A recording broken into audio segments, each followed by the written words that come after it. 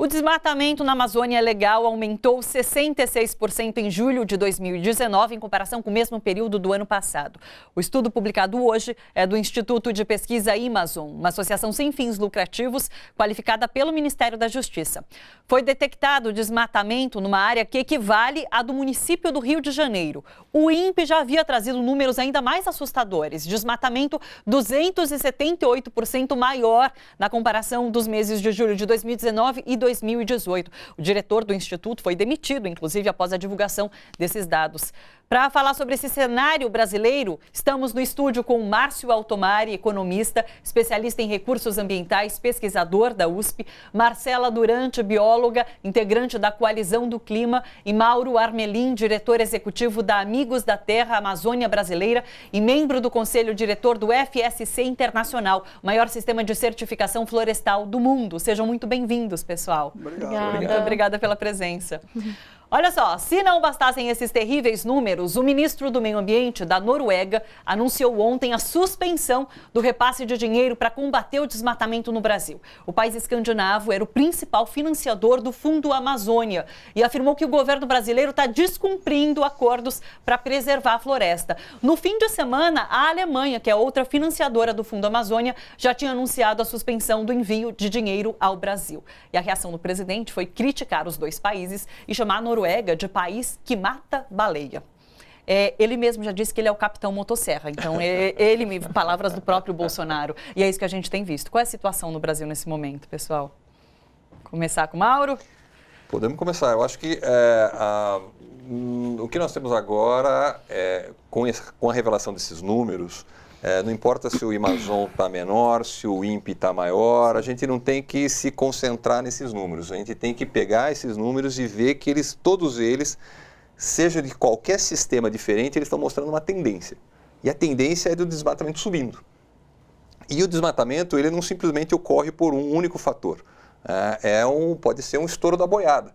Todo mundo começou, por causa da retórica ambiental do governo, ou antiambiental do governo, a falar, olha, agora eu posso desmatar. Então, a última dessa é o governador do Acre falando num discurso no campo que, olha, quem foi multado aqui pelo IMAC não pague a multa, porque quem manda aqui sou eu. E quem mandou, não vou permitir mais que multe desmatamento. Então, isso toma uma dimensão e cria uma bola de neve numa situação de que, para frear o desmatamento no futuro, vai ser muito mais difícil do que quem está vendo agora. Né? Porque não é como o estouro da boiada ou um efeito na bolsa, né? Que todo mundo começa a vender, mas a bolsa tem um mecanismo que você desliga o pregão e acabou. Agora, o desmatamento não vai ser assim. Sim. Nós vamos levar anos para conseguir segurar essa tendência que está se montando agora. E é muito interessante quando você usa a palavra retórica, porque é isso, o discurso do presidente, dos ministros, tem alimentado essa atitude de desmatamento. Exato. Isso não tem como frear. Eu quero ouvir sua opinião.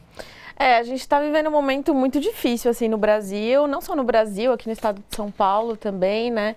No tocante ao desmatamento, mas também pensando no desmatamento, pensando no garimpo ilegal também, a gente fala muito da floresta, como se a floresta fosse só, né, a vegetação em si, mas também a gente esquece que tem uma população que vive ali embaixo, que ajuda a conservar, que ajuda na preservação dos recursos naturais, né? Então, me preocupa muito a questão do desmatamento hoje no Brasil, mas não só a preservação dos recursos hídricos, né? A vida dos povos indígenas, dos quilombolas, dos caiçaras. Então, esse momento que a gente está vivendo é de apavoro e acaba paralisando também boa parte da população, que fica assustada, também não sabe como reagir, né? Sim. E acaba ficando comentando, né, com um colega no bar em algum momento, assim, mas que também se sente um pouco paralisado e não sabe como agir. Só cria a indignação mesmo num primeiro momento. Mas né? É interessante que essa indignação está tomando conta. Está tomando conta, ainda bem. Muita gente tem comentado sobre essas questões ambientais, isso tem sido papo de bar, por exemplo. Exato. Então as pessoas estão comentando. Seria muito bom se crescesse essa indignação. Né?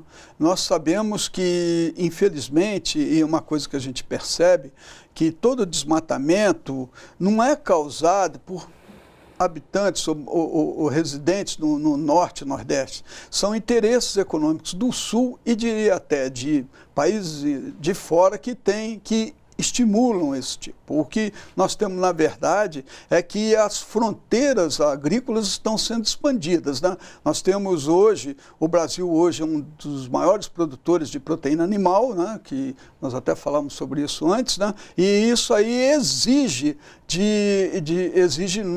maiores áreas. Então, você tem hoje na Amazônia, eu conheci na Amazônia pessoas que tinham 10 mil cabeças de gado. Então, ali era floresta, eu passei pela Amazônia. Para isso, né? Não tinha espaço, era árvore. Agora, existem espaços aqui que poderiam ser melhor aproveitados, vamos dizer, na própria São Paulo, mas a especulação faz com que as terras do estado de São Paulo tenham um valor imenso e os proprietários ficam guardando como uma reserva de valor, como se fosse uma poupança, e não permite que essas áreas sejam usadas para produção e nem permite uma reforma agrária. Quer dizer, nós temos uma situação nos estados do sul que nós caminhamos para uma estagnação. Quer dizer, eu ouvi uma pérola essa semana de um pessoal ligado ao governo do estado, dizendo que poderia considerar que o estado de São Paulo hoje tem um desmatamento negativo. Eu falei, o que será? Eu nunca tinha ouvido esse desmatamento negativo. Quer dizer, São Paulo está naquele momento que não tem mais desmatamento, que as florestas estão crescendo naturalmente, quando a gente sabe que a Mata Atlântica está desaparecendo. Sim. Dela, original, resta hoje no estado de São Paulo 8%, de 20 e poucos por cento. Né? Sim. Então a situação é muito crítica. 2 pontos que podem contribuir com o ponto da Marcela e do Márcio. Acho que ninguém falou especificamente do desmatamento que está acontecendo nas unidades de conservação. Essas unidades de conservação são reservas extrativistas, onde vivem lá os tradicionais seringueiros, as populações tradicionais na Amazônia, e também as terras indígenas. E essas também estão registrando maior aumento no ataque às suas fronteiras e no ataque às suas florestas. Tem número, 55% desse desmatamento acontece, olha, 20% em unidade de conservação, em assentamentos, 19% em unidade de conservação e 6% em terras indígenas. Pois é. Então, qualificar esse desmatamento é muito importante, porque aí não tem aquela outra retórica de que se é um desmatamento legal ou ilegal. Porque sim, tem o direito de desmatar. Mas nesse caso específico, a terra indígena, unidade de conservação, é ilegal. Claro. Então nós não temos nem o que discutir. Assentamento, ele também tem a parcela legal e é ilegal. Porém, mesmo a legal é um erro estratégico, que é um erro estratégico para que aquele assentamento serve e onde ele foi instalado. Por isso se criou até a figura do assentamento florestal, onde se poderia produzir de forma sustentável madeira, e outros bens não madeireiros, como frutas, e também, lógico, ter a sua roça. Então, quer dizer, a ideia do zoneamento ecológico econômico para a Amazônia, ele tem que ser colocado em prática, porque não é toda a área que tem aptidão agrícola. E depois, o desmatamento motivado pela pecuária é muito motivado principalmente pela especulação imobiliária. Que quem desmatou aquela área, ele realiza o lucro não com aquele boi que ele está vendendo no dia a dia, mas ele realiza o lucro na hora que vende a terra. Então a especulação imobiliária também está por trás disso que... Mas, Maurício, aí é bom colocar nessa mesa a total omissão da Procuradoria-Geral, do Judiciário brasileiro, porque ninguém tem uma terra na Amazônia, desmata 10 mil hectares e vende no outro dia. Alguém para comprar tem que ter escritura, tem alguma coisa. E nós sabemos que essas terras são normalmente regularizadas em cartórios e como se fala, e fóruns da região, e infelizmente com alguns outros envolvidos do judiciário no meio dessa negociata toda. Eu vejo assim, eu acho que nós temos que ser, e eu não acho que vai ser, nós vamos passar um período de velho oeste aqui, de bandidagem nesse sentido, porque Você vê os índios caiovás, que tinham uma reserva de 400 mil hectares, né? Para que 400 mil hectares? Mas é uma reserva que está protegendo aquela área. Claro. Eles invadiram, queimaram quase 200 mil hectares. 200 mil hectares é talvez São Bernardo e São Paulo junto. Puxa, a gente tem comentado muito aqui no programa que as instituições não estão funcionando, e aí está mais um exemplo, né? Agora, sobre a questão das terras indígenas, hoje mesmo o Bolsonaro falou que o governo dele não terá terra nenhuma demarcada. E é uma forma de preservação, né? Então, Marcela...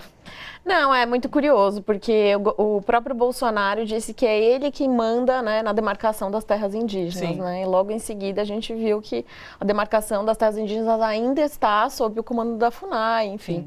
Né? Tem uma pressão popular, tem uma resistência dos povos indígenas também, dos povos originários, né, na luta, né, histórica pela demarcação de suas terras, né? Que mais do que a demarcação da terra, né, do território em si, é uma conexão com o sagrado, com modos de vida, com a cultura deles. Então, o rio não é só uma forma deles se banharem, né, tomarem a água deles. O rio é uma entidade da natureza, é algo sagrado. Então, além de mexer com a questão do desmatamento, de mudanças climáticas, da qualidade do ar, também mexe com questões culturais, que são muito caras, né, historicamente muito caras para a gente. Agora, você faz parte da Coalizão do Clima, né? Isso. Eu até separei aqui uma fala que eu achei muito interessante. O Bolsonaro substituiu recentemente Ricardo Galvão, presidente do INPE, e ele colocou um diretor interino, que é um coronel Darkton Policarpo. E daí ele afirmou que o aquecimento global não é minha praia. Não. Então é dessa forma que o governo está lidando com a questão do aquecimento global. Assim como outras áreas, enfim, mas é um descaso que nesse momento não é aceitável. Sim, exato. Acho que muitos aspectos da área ambiental não são da praia do Bolsonaro, né?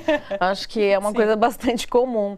Mas o que preocupa, assim, é porque o mundo inteiro, né, entidades governamentais, não governamentais, do mundo inteiro, países, tanto da Europa, da América Latina, estão se mobilizando com a questão do desmatamento, né? Estão boicotando o Brasil em vários aspectos também. E aí o governo, né, ainda se recusa a ver a perspectiva ambiental, socioambiental, né, que a gente costuma chamar, porque olhar a área ambiental como se fosse um aspecto só, né, não é.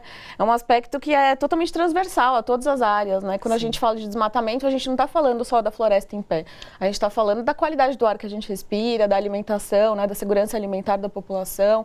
Então é muito preocupante todos esses ataques que estão tendo e essa cegueira, né, do governo Bolsonaro. Um descaso de verdade. Descaso absoluto. Porque, inclusive, Mauro, a gente falou no começo do programa sobre essa questão do Fundo Amazônia, né? Que agora a Noruega e a Alemanha rompem e param de enviar essa ajuda financeira. Qual o impacto disso? O impacto disso vai ser sentido principalmente, ao contrário do que o governo acha que esse impacto vai ser sentido pelas ONGs. Eu tenho há 20 anos trabalhando em organismos não governamentais, em organismos de cooperação técnica internacional e no próprio governo federal. E não vão ser as ONGs as maiores prejudicadas, vão ser os governos dos estados. Sim. A maior parte dos recursos do Fundo Amazônia são para estruturação dos próprios governos estaduais. De maneira que isso mostra para a gente que a gente está brigando pela coisa errada. Né? O nosso objeto está errado na nossa briga.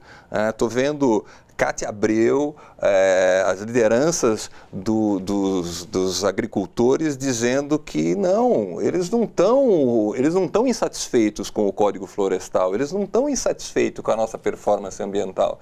Eu estou vendo os cientistas dizendo que nós estamos com um problema, porque se a gente não cumprir, não simplesmente não cumprir com as metas que a gente, acho que em 2008 se comprometeu lá em Bali, de reduzir 80% das emissões de desmatamento, ou melhor, reduzir 80% do desmatamento e com isso reduzir muito mais as nossas emissões, porque as nossas emissões são basicamente desmatamento, que isso vai prejudicar o mundo inteiro. Então são os povos indígenas. Então o que está faltando nisso tudo é até uma coisa que vai acontecer na semana que vem em Belém, que eu estou participando, é o diálogo do uso do solo. Sim, exato. Porque nós estamos brigando pela coisa errada. Nós estamos brigando pela coisa errada. E até, me permita, Márcio, gentilmente discordar de um ponto que você colocou. O que eu estou vendo hoje é que algumas instituições brasileiras estão se fortalecendo, como, por exemplo, no caso da pecuária, o maior instrumento que controla o desmatamento pela pecuária é um termo de ajustamento de conduta imposto pelo Ministério Público Federal. E o Pará hoje é um dos estados que tem a maior eficiência nisso. Eles fazem auditoria independente naqueles frigoríficos que foram obrigados a assinar um termo de ajustamento de conduta. De maneira que temos frigoríficos hoje que têm menos de 1% de irregularidade na compra dos seus animais. Olha que coisa. Então, quer dizer, isso mostra que dá para fazer. Só que, e aí vem a minha parte que eu concordo. Nós precisamos das instituições trabalhando em conjunto. Sim. Um elo somente nessa cadeia não vai conseguir ir para frente. Acho que nós temos um caminho para seguir. Tem essa consideração sua, é válida. Eu coloquei numa visão geral, né? E na visão geral de que, de uma forma ou de outra, nós estamos criando condições de oferecer mais proteína animal para o mundo, né? Para serem exportadas, porque é o que eu comentei com você, o Brasil hoje, mais de 60% das exportações dele são de produtos agropecuários, né? De carne, soja, essa coisa toda, né? Então, quando eu digo que para essa performance ser obtida, você teve que acabar com o Mato Grosso e possivelmente está acabando com a Amazônia, Tocantins, essa coisa toda. Sim. Agora, eu vejo assim, sobre essa questão dos governos e dessa ajuda. Eu concordo com você que os municípios vão sentir muito porque essa ajuda não ficava no governo, iam para cidades e regiões. Mas a questão não é tanto o recurso deixar de entrar, é a questão moral. O Brasil está com uma imagem horrível e todo mundo debocha do Brasil de uma maneira assintosa, porque nós perdemos a noção do você acabou de falar. Não é minha praia, quando o general que foi para o INPE, aqui não é minha praia, porque a preocupação do governo não é com eficiência. O difícil de discutir as ações desse governo é achar um nexo, que, por menor que seja, nas ações dele. Ele não está em nenhum. Nós temos um ministro da Economia que vai fazer 8 meses e não disse uma palavra de como pode diminuir o desemprego. E que é um problema que afeta mais o brasileiro, né? Então, essa insanidade governamental que você não tem parâmetros. É como você entrasse numa casa de loucos que todo mundo age numa direção. Foi nesse sentido aí que foi a minha fala sobre a questão da... Estamos concordando. Duas publicações importantes. Ou é bom ou é mal, não sei. Olha só, você que curte a TVT e quer contribuir com a gente para que a nossa programação chegue cada vez mais longe, se inscreva no nosso canal do YouTube /Rede TVT e torne-se membro. Ou então faça a sua contribuição em nosso Catarse. É só acessar catarse.me/TVT. A gente agradece.